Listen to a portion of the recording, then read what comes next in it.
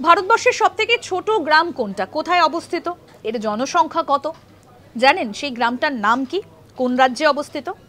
আসুন সেই বিষয়ে আপনাদের বলি। ভারতবর্ষের সবথেকে ছোট গ্রাম অবস্থিত অরুণাচল প্রদেশে। ভারতের সবথেকে ছোট গ্রাম, এটা একটা উপজাতিদের গ্রাম। ৪৭৮০ ফুট ওপরে অবস্থিত সমুদ্রপৃষ্ঠ থেকে। এটি কুরুমকুমে জেলার লংডিং কোলিং সেখানে অবস্থিত একটা শান্ত নিরিবিলি গ্রাম এবং এখানকার জনসংখ্যা মাত্র ৩০০ জন। অত্যাশ্চর্য প্রাকৃতিক সৌন্দর্যের পাশাপাশি এখানে ভগবান শিবের উদ্দেশ্যে নিবেদিত প্রাচীন যে গুহাগুলো রয়েছে সেখানেও কিন্তু প্রচুর মানুষ ভিড় করেন, দেখতে যান এই সব থেকে ছোট গ্রাম।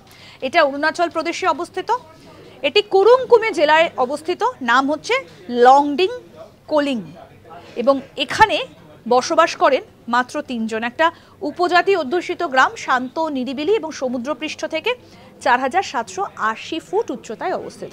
দেখতে থাকুন আজ তাক বাংলার ইউটিউব চ্যানেল, সাবস্ক্রাইব করুন।